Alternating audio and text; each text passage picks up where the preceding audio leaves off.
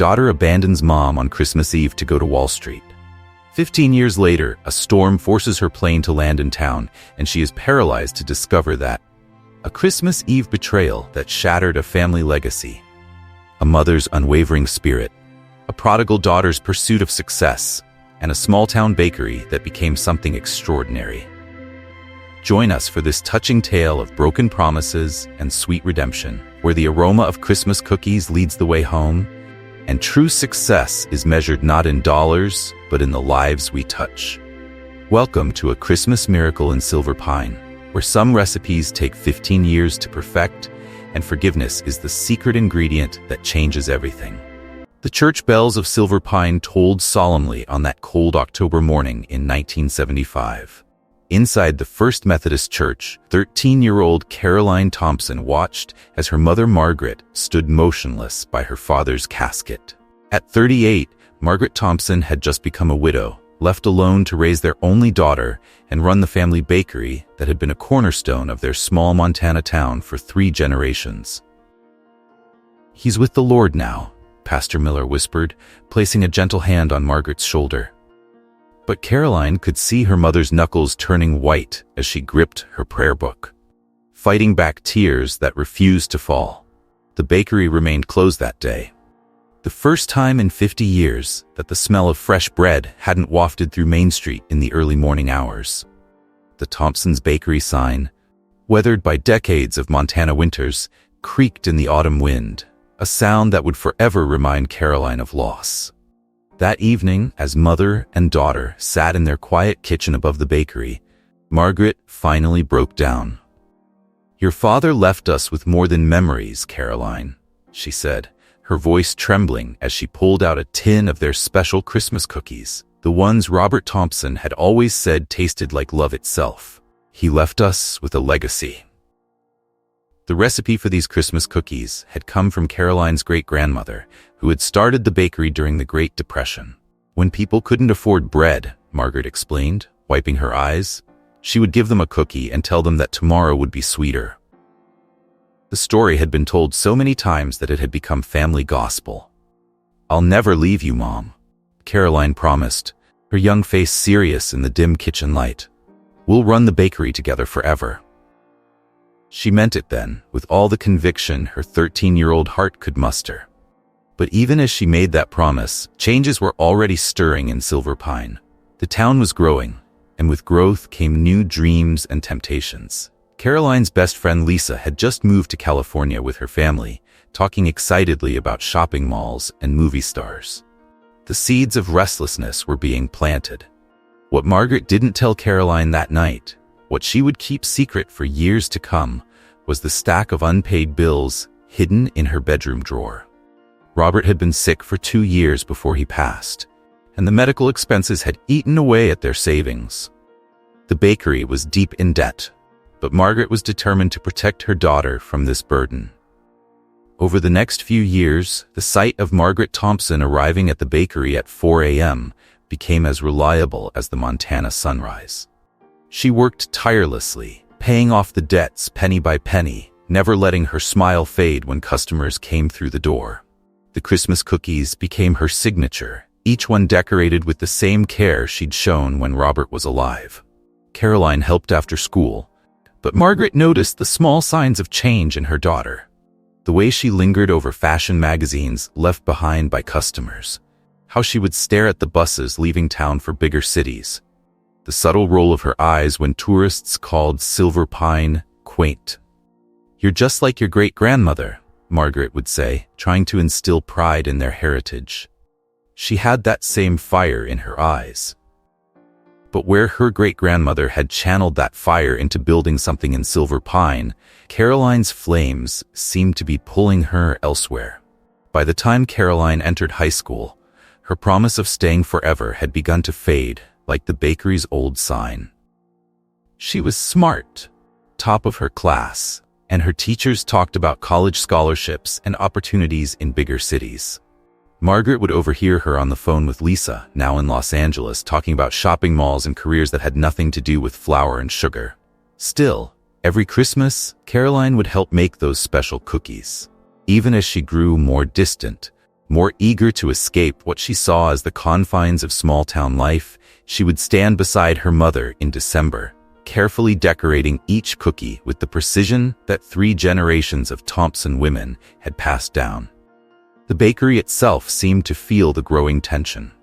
The old pipes would groan in winter, the floorboards would creak more loudly, and sometimes the ancient oven would need multiple attempts to light, as if the very building was trying to warn Margaret about the changes coming. But like the generations of strong women before her, Margaret Thompson faced each challenge with quiet determination, never knowing that the real test of her strength was still to come. Christmas Eve 1985 started like any other at Thompson's Bakery. Margaret was up before dawn, preparing for their busiest day of the year. At 48, she moved through the kitchen with practiced ease, her hands working the dough while her mind wandered to the empty chair at their small kitchen table upstairs. Caroline hadn't come home for breakfast in weeks. At 25, she spent most mornings at the local diner with her new friends, young professionals who viewed Silver Pine as a stepping stone to somewhere else. Margaret tried not to take it personally, but the distance between them grew with each passing day. The Harrison family had just opened a modern bakery at the new shopping center on the edge of town. Their gleaming display cases and trendy pastries attracted younger customers, but Margaret held firm to her traditions. The Christmas cookie celebration at Thompson's was still the highlight of Silver Pine's holiday season. The Harrisons can keep their fancy machines, Margaret told Pastor Miller as he helped hang garlands. Our cookies are made with heart. The pastor nodded, but his eyes held concern. He had noticed Caroline's restlessness during Sunday services. By noon, the bakery was filled with the aroma of cinnamon and vanilla. Regular customers streamed in, picking up their holiday orders. Mrs. Wheeler brought her young son Tommy, his eyes wide at the cookie displays. Ellen Wheeler, recently widowed, understood better than most the challenges Margaret faced as a single mother. The afternoon mail brought a letter that would change everything. Caroline burst into the kitchen, waving an envelope from Wall Street. "They want me, Mom," junior analyst position at Goldman Stanley. Margaret's hands stilled in the cookie dough. "New York? But what about the bakery? Our traditions?" "I've already accepted," Caroline announced. "I'm leaving tonight." The next few hours passed in a blur as Margaret prepared for the evening celebration. Her hands shook as she frosted cookies, but decades of practice kept them steady enough. The bakery filled with townspeople, Christmas carols playing from the old radio. At 7 o'clock, Caroline emerged from upstairs wearing a business suit that looked out of place among the festive sweaters and Santa hats. She stood in the middle of the crowded bakery and cleared her throat. "I've an announcement," she said, her voice carrying over the holiday music. "I'm leaving Silver Pine tonight. I've accepted a position in New York." The room fell silent. Margaret froze, cookie tray in hand. "I can't waste my life decorating cupcakes in this dead-end town," Caroline continued, her words sharp as icicles. "I won't end up smelling like flour forever, like—" She stopped herself, but everyone knew what she meant to say. Pastor Miller stepped forward. "Caroline, perhaps this isn't the best time." "It's the perfect time," Caroline cut him off. "Everyone's here to see me finally break free." She turned to her mother. "I've had my bags packed for months. My flight leaves in 2 hours. Margaret's voice trembled. "It's Christmas Eve. Christmas happens every year, Mom. Opportunities like this don't." The silence was deafening as Caroline walked to the door. She paused, hand on the knob. "Don't try to contact me. I'll send money to help modernize this place if you ever decide to join the current century." The bell above the door jingled as Caroline walked out into the snowy night. Through the window, everyone watched as she climbed into a waiting taxi without looking back. Margaret stood motionless, still holding the tray of Christmas cookies. Mrs. Wheeler moved first, gently taking the tray from her trembling hands. Pastor Miller's wife guided her to a chair. "She'll come back," someone whispered. But Margaret knew better. She had seen that look in her daughter's eyes, the same determined gleam that had helped Thompson women survive the Depression and build this business. But for the first time in their family's history, that determination was being used to destroy rather than create. The celebration ended early that night. As the last customers left, their cheerful Merry Christmas wishes sounded hollow. Margaret sat alone in her kitchen, staring at the cookie tin that still held the promises of a 13-year-old girl who had vowed never to leave. Outside, snow began to fall, covering Caroline's footprints as thoroughly as she seemed determined to erase her small-town roots. The days after Christmas passed in a blur. Margaret went through the motions of running the bakery, but customers noticed the light had gone from her eyes. In January, she collapsed while preparing the morning's bread. Ellen Wheeler found her on the kitchen floor and called an ambulance. Exhaustion and stress, the doctor explained at Silver Pine General Hospital. She needs rest. But rest wasn't an option. Bills kept coming, and now there were hospital charges to add to her worries. The old debts from Robert's illness still lingered, hidden from everyone in town.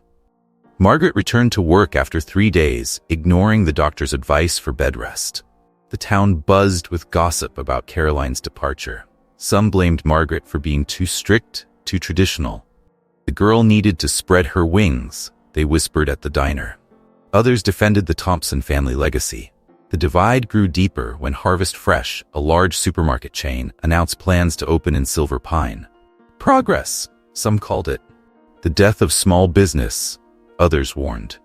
James Harrison visited the bakery one February morning, his smile too practiced to be genuine.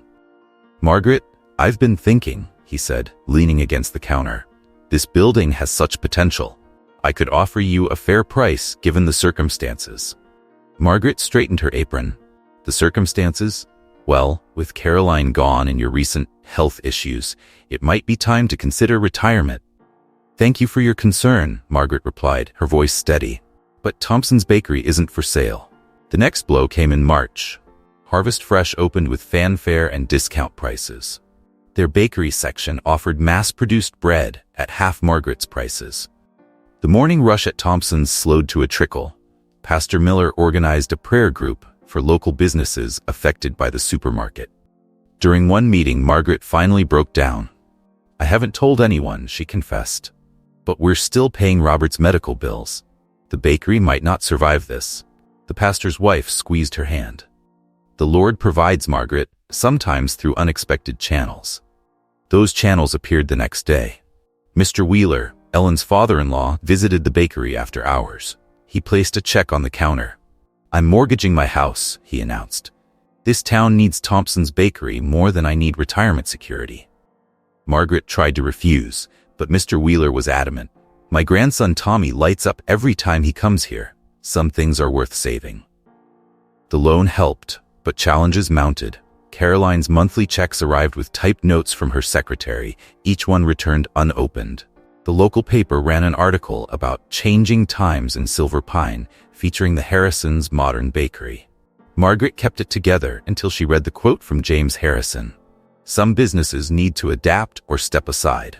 That night, alone in the apartment above the bakery, Margaret finally opened the tin of Christmas cookies she'd saved from December. They had gone stale, like the promises they represented. As she threw them away, something shifted inside her. She was a Thompson woman, and Thompson women didn't give up. The next morning, Margaret arrived at the bakery at 3 a.m., earlier than usual. She pulled out her grandmother's recipe books, decades of wisdom written in faded ink. If Silver Pine was changing, maybe Thompson's needed to change too, but on its own terms. When Ellen Wheeler dropped off Tommy for his usual morning cookie, Margaret noticed how the boy watched her work. Would you like to learn how to make them? She asked. Tommy's eyes lit up. It was a small moment, but it sparked an idea. Margaret had always believed their recipes were meant to be passed down through generations. With Caroline gone, maybe it was time to expand the definition of family. The hospital bills and old debts still loomed. Harvest Fresh still threatened their future. The Harrisons still plotted to buy them out. But for the first time since Christmas Eve, Margaret felt something like hope. That afternoon, she set up a small table in the corner of the bakery with a sign. Baking lessons, inquire within. It wasn't much, but it was a start. As she wrote the sign, she remembered her mother's words from long ago. Sometimes you have to break eggs to make bread rise. Silver Pine was changing. Thompson's Bakery would change too. But this time, Margaret would be the one controlling that change. Tommy Wheeler's first official baking lesson began on a Tuesday afternoon in April. At 12 years old, he shared the same determined look Margaret had once seen in Caroline's eyes. But there was something different. A gentleness that reminded her of her late husband, Robert. "Mom says we can't afford lessons," Tommy admitted, shuffling his feet. "But I could help clean up after school instead." Ellen Wheeler worked 2 jobs since her husband's death, trying to make ends meet. The parallel wasn't lost on Margaret, another single mother struggling to give her child a better future. "The lessons are free," Margaret decided, "but I expect hard work." Word spread quickly in Silver Pine. Soon other parents asked about lessons for their children. Most couldn't pay much, and Margaret asked only for supplies costs. James Harrison called it reckless charity at the Chamber of Commerce meeting. "She's letting children play with professional equipment," he warned. "It's an insurance nightmare waiting to happen." The criticism turned to concern when Health Inspector George Davis showed up unannounced. "Anonymous complaint," he explained, examining the kitchen where 5 children learned to make bread. "You need permits for teaching." Margaret's heart sank. More paperwork meant more fees they couldn't afford. But before she could respond, Tommy stepped forward. "Mr. Davis," he said, holding out a perfectly formed loaf of bread. "I made this myself. Want to try it?" The inspector hesitated, then took a bite. His expression softened. "My grandmother used to make bread like this." That afternoon, Davis outlined the minimum requirements for teaching kitchen safety. Pastor Miller organized a church fundraiser to help cover the permits. The community rallied around Thompson's bakery in ways Margaret hadn't expected. Tommy showed natural talent that surpassed the other students. He could tell when bread was ready just by smell, knew exactly how long to knead dough by touch. One Saturday, he arrived early and found Margaret sorting through bills at the counter. "My dad used to worry about money too," he said quietly, "but Mom says as long as we have each other, we're rich." Margaret looked at this boy who spoke with such simple wisdom. She thought of Caroline, who had everything except contentment. "Your mom is very smart, Tommy." The Harrisons weren't finished, though. They spread rumors about health risks of children in professional kitchens. Some parents withdrew their kids from lessons, but Tommy remained, showing up every day after school. Then came the morning Margaret found him waiting outside at 5 a.m. "I want to learn everything," he declared. "The morning bread, the special recipes, all of it." Something stirred in Margaret's heart, hope mixed with caution. She'd invested such dreams in Caroline once. "It's not an easy life, Tommy." "I know. That's why I want to learn from the best." The lessons expanded. Tommy mastered basic bread, moved on to pastries. Other children came and went, but he stayed. Ellen worried about his dedication. "He talks about nothing but baking," she confided to Margaret. "I don't want him to miss out on being a kid." "He's found his passion," Margaret replied. "That's a gift." The first time Tommy made a perfect batch of Christmas cookies, in July, Margaret cried. He had captured the exact balance of cinnamon and love that 3 generations of Thompsons had perfected. "These are better than the supermarket cookies," Tommy announced proudly. "Baking isn't about competing," Margaret taught him. "It's about making people happy." By fall, word of Thompson's bakery's young apprentice spread. Customers came specifically to buy Tommy's bread. The boy who once offered to clean floors was now Margaret's most valuable helper. The health inspector returned for a follow-up. This time, he found a properly permitted teaching kitchen, 5 dedicated students, and 1 exceptional apprentice. He bought a loaf of Tommy's bread before leaving. "You've created something special here," he said. "Don't let anyone tell you different." That evening, as Margaret watched Tommy clean up after lessons, she realized something had changed. The bakery no longer felt empty. The void Caroline left was being filled, not by a replacement, but by a different kind of legacy. "Same time tomorrow?" Tommy asked, hanging up his apron. "Same time tomorrow," Margaret smiled. She had learned that sometimes the light you need comes from unexpected places. Caroline Thompson's corner office on the 30th floor of Goldman Stanley overlooked Manhattan.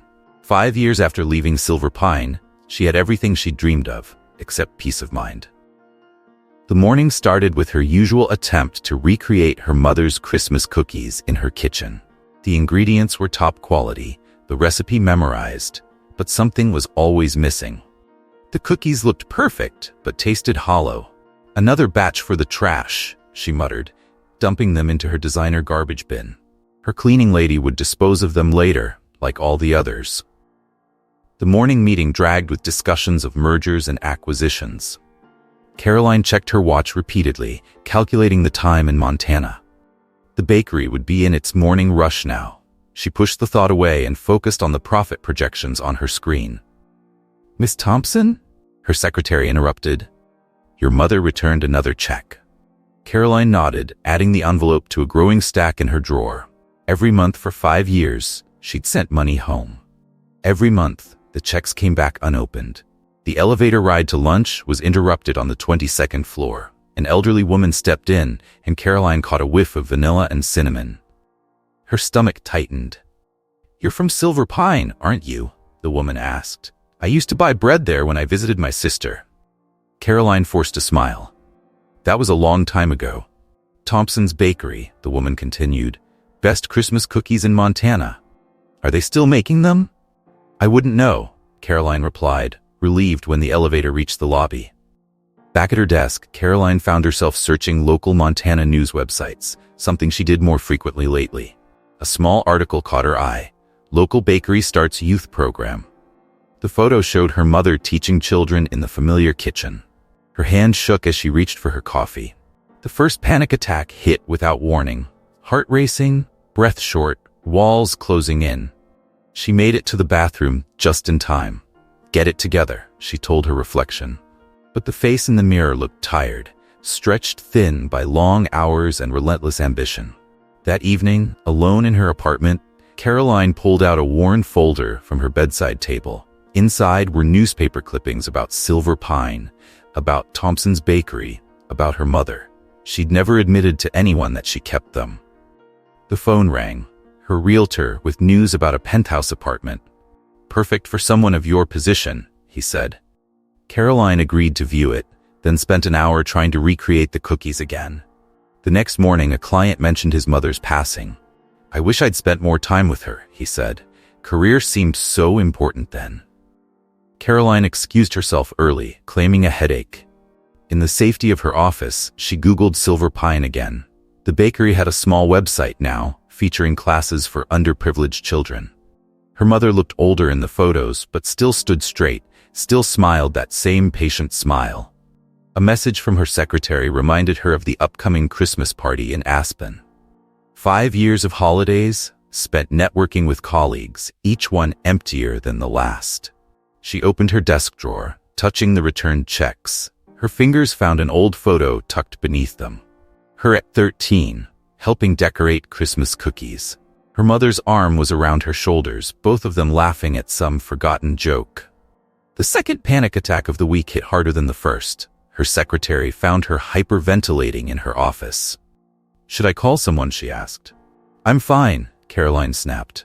"Just need air." But she wasn't fine. Success had brought everything except what she needed most. The feeling of flour on her hands, the sound of her mother's laugh, the simple joy of making someone's day better with a cookie. That night, she dreamed of Silver Pine. In the dream, she was 13 again, promising never to leave. She woke up reaching for something that wasn't there. The next morning, she hired a professional baker to teach her cookie making. He charged hundreds per hour and promised perfect results. But after 3 sessions, the cookies still tasted wrong. "Maybe some recipes can't be bought," he suggested. Caroline added the bill to her growing collection of expensive failures. The stack of returned checks grew taller. The folder of newspaper clippings got thicker. And somewhere between the 30-floor view and the hollow cookies, Caroline Thompson began to understand that she might have left more than just a small town behind. The loan from Mr. Wheeler sat untouched in Margaret's drawer for 2 weeks. Using someone's retirement savings felt wrong, but the bakery needed changes to survive. "The money's no good sitting in that drawer," Mr. Wheeler said during his morning coffee visit, "and neither is your pride." Margaret finally deposited the check. The first purchase was a used commercial mixer, much needed with Tommy's baking classes growing. The second was a proper classroom setup in the back room. Tommy proved invaluable during the renovation. He knew exactly how to organize the teaching space, making it efficient for both classes and regular bakery operations. "We can fit 8 students now," he announced proudly. The transformation caught James Harrison's attention. He sent his secretary to enroll in a class, clearly looking for problems to report. But the secretary ended up becoming one of Margaret's most enthusiastic students. "You're teaching more than baking," she told Margaret. "You're teaching confidence." The changes attracted notice from city officials. Building Inspector Frank Morris arrived one morning with bad news. "This zone is for retail only," he explained. "Teaching requires different permits." Margaret's heart sank. "How much?" $5,000 for rezoning application, no guarantee of approval. That evening, Margaret found an envelope in the mail from Caroline. Another check, another typed note from her secretary. This time, Margaret didn't return it immediately. The amount would cover the rezoning. "Don't do it," Wheeler advised. "That money comes with strings." Margaret put the check back in its envelope. Some costs were too high, even in desperate times. The solution came from an unexpected source. Pastor Miller called a meeting of local business owners. "Thompson's Bakery isn't just a business," he told them. "It's teaching our children valuable skills." The community responded. The hardware store offered materials at cost. The local carpenter volunteered labor. Even some of Harrison's employees contributed secretly to the rezoning fund. But James Harrison wasn't finished. At the city council meeting, he spoke against the rezoning. "This sets a dangerous precedent. What's next? Auto repair classes in garages? Dance studios in warehouses?" The debate lasted 3 hours. Finally, Tommy stood up. At 13, he had to stand on a chair to reach the microphone.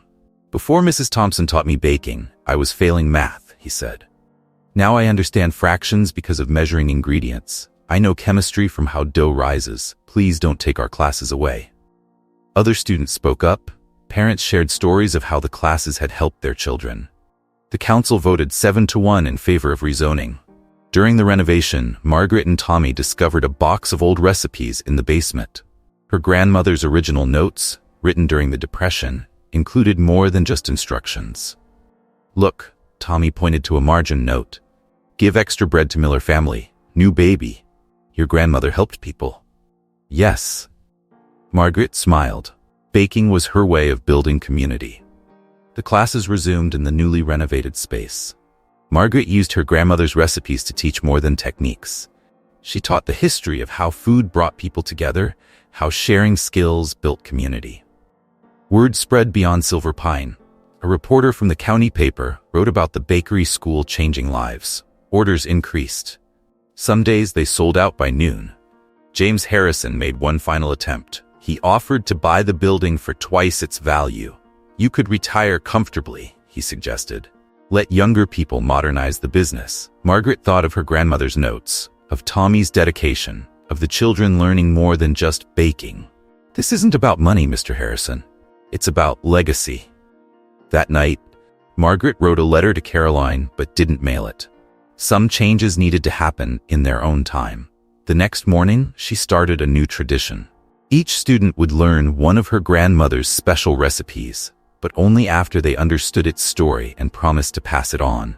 "We're not just making bread," she told her class. "We're keeping memories alive." Tommy was the first to learn the Christmas cookie recipe. Unlike Caroline's attempts in Manhattan, his cookies carried the right magic. Because he understood that the secret ingredient wasn't in the recipe card, it was in the way baking connected people to each other. Success came gradually to Thompson's Bakery School. Sarah Chen, one of Margaret's first students, opened a small cafe across town. 3 more students started home-based bakeries. Tommy, now 15, had mastered every recipe in Margaret's grandmother's collection. The local paper ran a story, "Thompson's Bakery, teaching more than recipes." Orders increased. Class waiting lists grew longer. Margaret worked harder than ever, starting at 3 a.m. to manage both the bakery and the school. "You need help," Ellen Wheeler told her during morning coffee. "You can't do everything alone."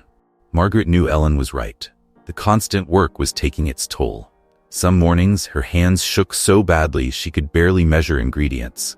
But hiring help meant higher costs, and the bakery's margins were still thin. The decision was made for her one Tuesday morning. Tommy found her leaning against the prep table, face pale, breathing hard. "Mrs. Thompson?" His voice seemed far away. The room spun. Then darkness. She woke up in Silver Pine General Hospital. "Minor stroke," the doctor explained. "You're lucky it wasn't worse, but you need rest. No work for at least 2 weeks. 2 weeks might as well have been 2 years. The bakery had never closed for more than a day. But before Margaret could protest, Tommy spoke up. "I can run things," he said. "I know all the recipes, all the procedures." Ellen looked uncertain. "Tommy, that's too much responsibility." "I've been doing most of the baking anyway," he insisted. "Mrs. Thompson just needs to tell me what to order and when." The next 2 weeks tested everyone. Tommy arrived at 3 a.m., just like Margaret always had. Ellen helped with paperwork after her morning shift at the diner. Students pitched in with cleaning and prep work. Word spread about Margaret's condition. Customers bought extra loaves to help out. Sarah Chen closed her cafe 2 mornings a week to teach beginner classes. The community rallied around Thompson's Bakery once again. Then came the letter from the National Junior Baking Championship. Tommy had entered without telling anyone. He was one of 10 finalists selected nationwide. "The competition's in Chicago," he told Margaret in her hospital room. "But I won't go. The bakery needs me." Margaret sat up straighter. "Tommy Wheeler, you listen to me. This bakery exists to teach young people like you. You're going to Chicago." The whole town helped prepare. Mr. Wheeler provided competition supplies. The hardware store owner drove Tommy and Ellen to the airport. Margaret supervised practice sessions from her recovery chair. James Harrison chose that moment to make his move. He offered Tommy an apprenticeship at his modern bakery. "With proper training, you could manage our whole operation in a few years." "I already have proper training," Tommy replied. The competition aired on local TV. Silver Pine Diner set up a viewing party. They watched Tommy work with quiet confidence, creating pastries that combined traditional skills with creative touches. When he presented his final piece, Christmas cookies based on Margaret's recipe, the judges praised their perfect balance of flavors. Tommy won first place. "This victory belongs to my teacher, Margaret Thompson," he told the cameras. "She taught me that baking is about heart, not just technique." Margaret watched from home, tears in her eyes. The victory brought new attention to the bakery school. Applications poured in from surrounding towns. Tommy returned to a hero's welcome. He hung his medal in the bakery window and went straight back to work. But something had changed. He moved with new authority, handled customers with natural ease. "I got an offer," he told Margaret one evening. "The Chicago Culinary School wants me. Full scholarship." Margaret's heart tightened, remembering another young person with dreams of leaving. But Tommy wasn't finished. "I told them I'll go after high school, 2 years from now. The bakery needs me until then." Margaret realized Tommy understood something Caroline never had, that dreams didn't have to mean destruction, that growth didn't require abandonment. The doctor cleared Margaret for light work. She returned to find the bakery running smoothly under Tommy's care. Classes were full. Bread sold out daily. "You've built something special," the doctor said during a checkup. "No," Margaret corrected. "We built it together. That's what makes it work." Caroline's 40th birthday celebration took place in a private room at Manhattan's most exclusive restaurant. Fellow executives raised glasses of champagne, praising her latest merger deal. She smiled, played her part, but felt nothing. The next morning, she faced her usual Wall Street meetings. Her team presented profit projections for a company acquisition that would eliminate 500 jobs. "The numbers look excellent," her boss said. Then Gerald White, her oldest client, requested a meeting. At 82, he reminded her of the regulars who used to visit Thompson's Bakery. "I'm transferring my accounts," he announced, "to spend more time with family." "We can offer better returns than—" "Returns," Gerald interrupted. "That's all you young people think about. My daughter invited me to live with her 10 years ago. I was too busy making money to accept. Now she's gone, cancer, and all my returns can't buy back that time." His words followed Caroline back to her office. She found herself searching Montana news sites again. A headline caught her eye. Local teen wins national baking championship. The photo showed her mother with a young boy holding a medal. The panic attacks had become more frequent. Her therapist suggested anti-anxiety medication, but Caroline refused. Just stress, she claimed. It'll pass. The partnership offer arrived that afternoon. Her name would be added to the company letterhead.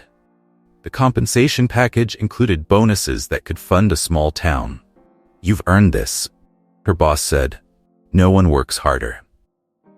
That night, alone in her apartment, Caroline tried again to make the Christmas cookies. The ingredients were measured perfectly. The temperature was exact, but something was still missing. Her phone buzzed, another reminder about the upcoming Christmas trip to Aspen.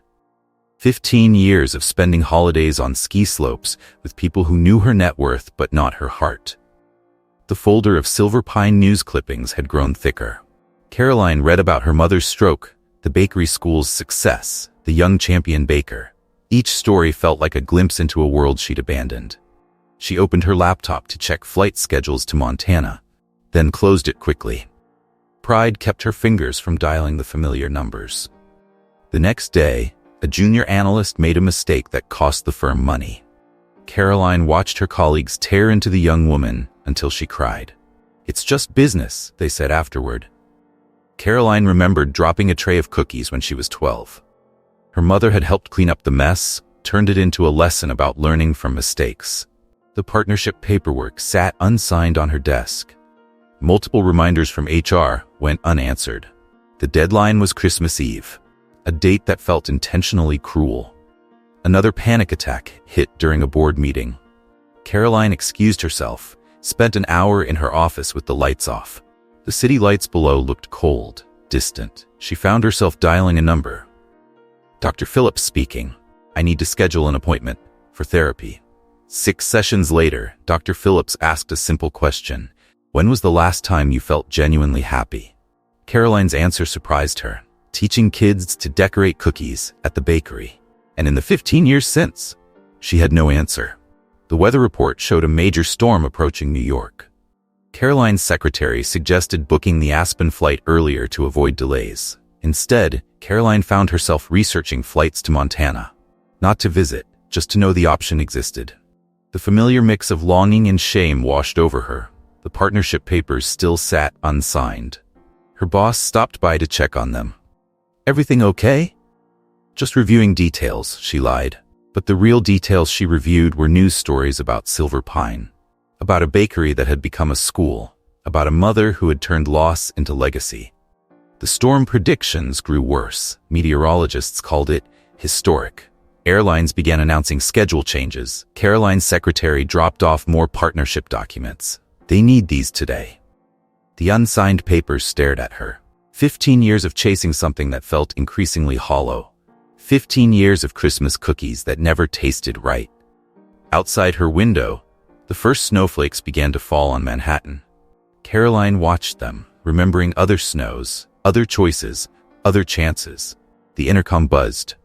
"About your Aspen flight." The storm forced Caroline's plane to divert to Silver Pine Regional Airport. All flights grounded until further notice, the pilot announced. Local accommodations will be arranged. But the shuttle driver shook his head. "Hotels are full. It's the Christmas Cookie Festival weekend." Caroline stood in the terminal, watching other passengers make calls and arrangements. The town's name on the airport wall seemed to mock her. "Maybe the Harrison Hotel has rooms," someone suggested. The Harrison Hotel. Caroline walked to the terminal window. Through the snow, she could see Silver Pine had grown. New buildings dotted the landscape. A shopping center stood where Miller's farm used to be. "No vacancies anywhere," the airline representative announced. "The festival brings thousands of visitors." "What festival?" "Thompson's Christmas Cookie Festival. Started about 10 years ago. Brings in tourists from all over." Caroline's chest tightened. She walked out into the snow, her carry-on rolling behind her. Main Street had changed. New shops, new restaurants. But as she turned the corner, a familiar smell stopped her. Thompson's Bakery had expanded. The original storefront now anchored a larger building. A line of people wrapped around the block despite the weather. "Best cookies in Montana," a woman in line said. "Worth the wait." Through the window, Caroline saw her mother. Margaret's hair had turned white, but but she stood straight as ever, demonstrating decorating techniques to a group of students. A sign above read, "Thompson's Bakery School." Tommy worked beside Margaret, his movements matching hers perfectly. A wall of awards and newspaper articles hung behind them. Caroline recognized the National Junior Baking Championship medal. Harvest Fresh closed last year, someone in line mentioned. Couldn't compete. Harrison's had to downsize too. Another added, "They just do coffee now."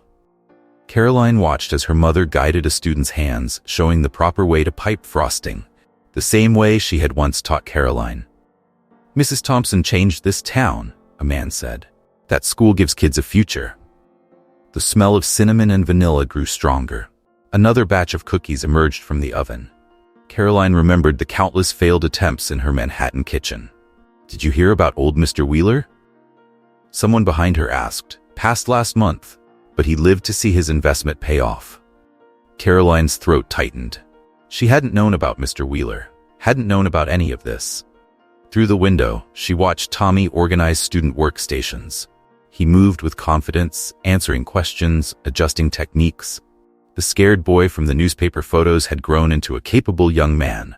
More memories surfaced. Sunday mornings scaling recipe measurements. Summer afternoons learning to braid shala. Her mother's patience, never wavering. The line moved forward. Caroline stayed rooted, watching. A young girl struggled with a cookie design. Margaret stepped in, turned the mistake into a new pattern, just like she used to do. "They're filming a TV segment next week," someone said. Food Network's interested in the school. Pride mixed with regret in Caroline's chest. Her mother had built something remarkable from the ashes of abandonment. Snow collected on Caroline's coat. She should find shelter, make arrangements. But she couldn't move from that spot, watching the life she'd thrown away become something greater than she'd imagined. Tommy looked up, caught her eye through the window. His expression changed. He spoke to Margaret, who turned. The cookie tray in Margaret's hands clattered to the floor. For the first time in Thompson's bakery history, no one moved to clean up the spill. Mother and daughter stared at each other through glass and snow. 15 years of distance narrowed to inches. The bell above the door chimed. Tommy stepped out. "You shouldn't be here," he said, protective instinct clear in his voice. Behind him, Margaret hadn't moved. The spilled cookies lay forgotten at her feet. Caroline opened her mouth, but no words came. The smell of home, of childhood, of everything she'd run from, overwhelmed her. Snow fell harder. The line of customers watched the scene unfold, not understanding but sensing its importance. 15 years of carefully constructed walls began to crack. Caroline Thompson, youngest partner at Goldman Stanley, stood in the snow outside her mother's bakery, feeling more lost than the day she'd left. The silence in Thompson's bakery felt heavier than the snow outside. Customers watched as Tommy guided everyone toward the exit. "We're closing early," he announced. "Family emergency." Caroline stood just inside the door, snow melting from her coat. Her mother hadn't moved, hadn't spoken, hadn't even bent to pick up the spilled cookies. "Margaret." Ellen Wheeler emerged from the back room, saw Caroline, and stopped. "Oh." Tommy took charge. "Everyone out, please. Class is canceled for today." His voice carried authority beyond his years. As the last customer left, Caroline noticed the changes in the bakery. New equipment mixed with familiar old pieces. Photos lined the walls. Students, celebrations, achievements. None showed her. "You can't just walk in here," Tommy said. His protective stance reminded Caroline of a guard dog. "Tommy?" Margaret finally spoke. "Help Ellen close up." "But, please." Tommy and Ellen retreated to the back, leaving mother and daughter alone. The clock above the register ticked loudly. "Sit." Margaret pointed to a chair, her voice controlled. Caroline sat. Her designer clothes felt out of place on the simple wooden seat. "Why are you here?" "My flight to Aspen got diverted." "The storm." "No." Margaret's voice hardened. "Why are you here? In this bakery?" The practiced explanations died in Caroline's throat. 15 years of corporate presentations hadn't prepared her for this moment. "I saw the article about Tommy winning the championship." "You saw many articles. I know about your clipping collection." "Your secretary told mine." This revelation caught Caroline off guard. "You read my secretary's notes?" "Every one, just like I kept every check." Margaret moved to a cabinet, pulled out a box. Inside, 15 years of uncashed checks lay organized by date. Why? To remind myself that money doesn't fix everything. Margaret sat across from her daughter. Tell me about your cookies. What? Your attempts to make our Christmas cookies. Your cleaning lady mentions them when she gossips at church with her sister here in Silver Pine. Caroline's carefully constructed walls began crumbling. They never taste right. Because you forgot the most important ingredient. Margaret's eyes held years of hurt. Love isn't a technique, Caroline. It's a choice. A daily choice to stay, to work, to build. The back door opened. Pastor Miller walked in, snow on his shoulders. He'd aged but stood straight as ever. I saw the crowd leaving, he said. Thought you might need support. She needs truth, Tommy called from the back. Tommy, Ellen warned, but the young man stepped forward. You abandoned her, left her to face everything alone. I watched her work herself sick trying to save this place. Tommy, please, Margaret started. No, he's right. Caroline's voice shook. I did abandon you. I thought success meant leaving everything behind. And did you find it? Margaret asked. Success? Caroline looked around the bakery, at the awards, the photos of smiling students, the community her mother had built from the ashes of her departure. Not like this, she whispered. Pastor Miller pulled up a chair, the same chair he'd sat in that Christmas Eve 15 years ago. Margaret, he said gently, show her. Margaret hesitated, then walked to her office. She returned with a photo album. Inside, Caroline found newspaper clippings about her own career. Every promotion, every achievement, carefully preserved. You kept these? You're still my daughter. Margaret's voice cracked slightly. Even when you stopped being my student. An old woman stuck her head in the door despite the closed sign. Oh, good, you're still here. Just wanted to say those cookies today reminded me of my childhood and... She stopped, recognizing Caroline. You're the one, the daughter who left. Caroline stood. Yes, I am. The woman looked at her hard. Well, sometimes leaving shows us what we left behind. After she left, silence fell again. Tommy watched from behind the counter, his anger softening slightly. I can't undo what I did, Caroline said. No, Margaret agreed, but you can choose what you do next. Outside, the snow continued falling. The Christmas lights in the window reflected off Caroline's tears.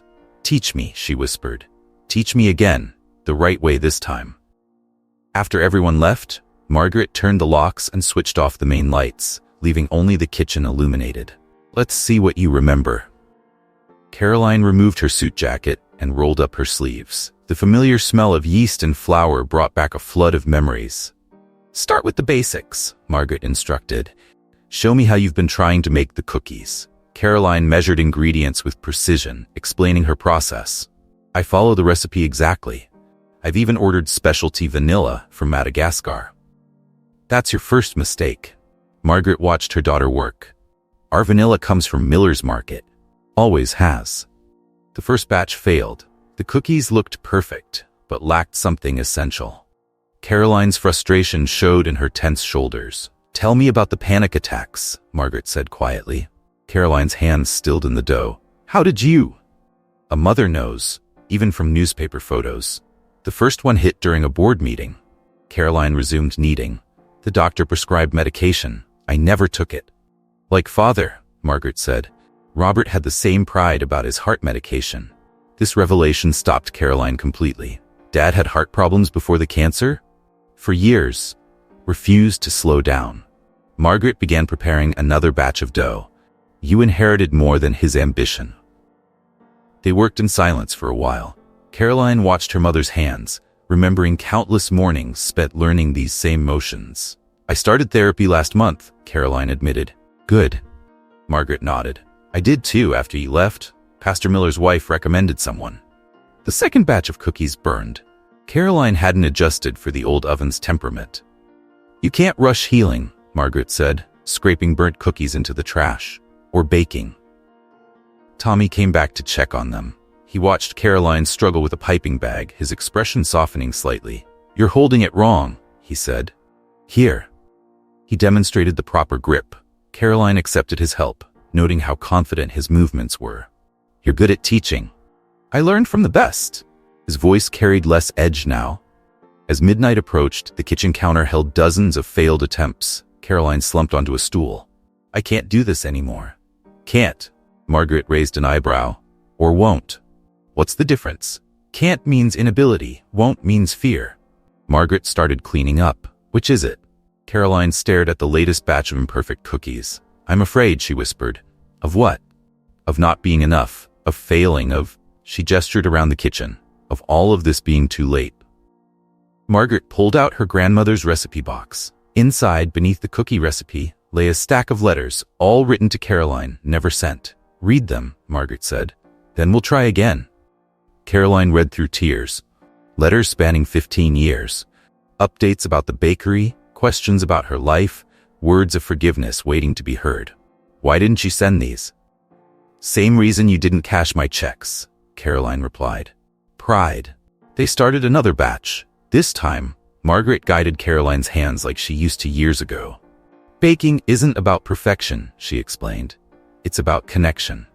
To the past, to each other, to the people we serve. As dawn approached, they finally produced a batch that smelled right. Caroline took a bite and started crying. These taste like Christmas, she said, because you finally stopped trying to prove something. Margaret hugged her daughter for the first time in 15 years and started remembering instead. Tommy found them later, asleep at the prep table, surrounded by cookies. He covered them with clean aprons and started the morning bread. Forgiveness rises like good dough, he muttered, remembering Margaret's words from his first lesson. It just needs time and the right ingredients. The sun rose over Silver Pine, shining through windows that had witnessed both heartbreak and healing. The smell of fresh bread began to fill the air, mixing with the lingering scent of Christmas cookies that finally tasted like home.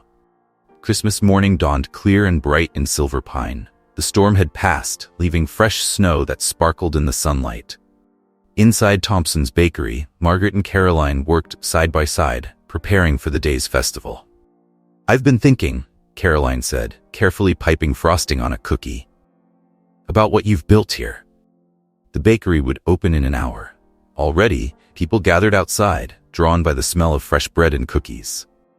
The school needs funding to grow, Caroline continued. Real funding, not just my guilty checks. Margaret paused her work. What are you suggesting? A foundation. Using my finance experience to create scholarships, small business loans for graduates, maybe even expand to other locations. Tommy entered, carrying fresh supplies. Harrison called. He wants to meet. On Christmas? Margaret asked. He's offering me full partnership in his business. Says it's time for the next generation to take over. Caroline watched the young man who had become her mother's true apprentice. And what do you want, Tommy? He straightened his apron. I want to help build something that matters. The morning crowd filled the bakery.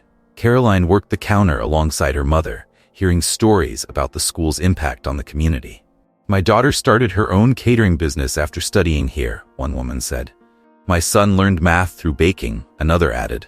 Now he's in college. James Harrison arrived at noon. He carried a folder of partnership papers. Think about your future, Tommy, he urged. My operation is bigger, more modern. Tommy looked around the bakery, at the students helping customers, at Margaret teaching a young girl to pipe frosting, at Caroline learning to reconnect with her roots. This is my future, Mr. Harrison, but thank you for the offer. Pastor Miller came in with his wife, carrying a small gift. For the prodigal daughter's return, he smiled. Inside the package, Caroline found an old photo of herself at 12, helping her mother decorate Christmas cookies. Behind it, a note read, "It's never too late to come home." As the day progressed, Caroline shared her foundation idea with the gathered crowd. Eyes lit up at the possibilities. We could help more students, Tommy said. Reach more communities.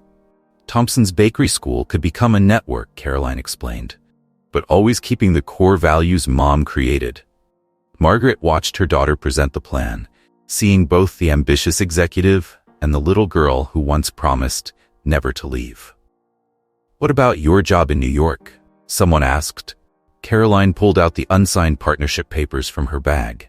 Some partnerships mean more than others, she said, tearing them in half. The afternoon brought more customers, more stories, more connections. Caroline worked alongside Tommy, learning from his expertise, sharing her business knowledge. You'll need a proper business plan, she told him. For when you run this place. When we run it, he corrected, together. Margaret's heart tightened at their exchange. This was the true miracle, not just forgiveness, but renewal. As evening approached, Pastor Miller gathered everyone for a Christmas prayer. The bakery fell silent. Lord, he began, thank you for showing us that success isn't measured in dollars, but in lives touched. That family isn't just blood, but choice, and that it's never too late for miracles. 10 years later, Thompson's Baking Academy had locations in 5 states. The original Silver Pine Bakery remained its heart, with Margaret still teaching special classes at 86. Caroline split her time between managing the foundation and working in the bakery. Her cookies finally tasted right every time. Tommy became head of operations, expanding the program while keeping its essential spirit.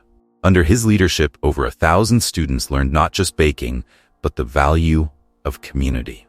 The Christmas Cookie Festival became a national event. Food Network ran yearly specials about the school that transformed lives through baking. And every Christmas Eve in the original kitchen, 3 generations of bakers, Margaret, Caroline, and Tommy, made cookies together, proving that the sweetest recipes were the ones that took time to perfect. The secret, Margaret would tell new students, isn't in measuring cups or temperature control. It's in remembering that every person who walks through that door is part of our story. The sign outside still read, Thompson's Bakery, but now it meant something more. A place where broken dreams could rise again, where success was measured in smiles rather than sales, and where coming home was always possible. Thank you for joining us for this heartwarming Christmas story. If you enjoyed this tale of forgiveness, redemption, and the true meaning of success, please hit that like button and subscribe to our channel. We'd love to hear your own stories of family reconciliation in the comments below. Or perhaps share a cherished family recipe that carries special meaning for you. And remember, sometimes the sweetest victories aren't measured in dollars, but in the hearts we touch along the way.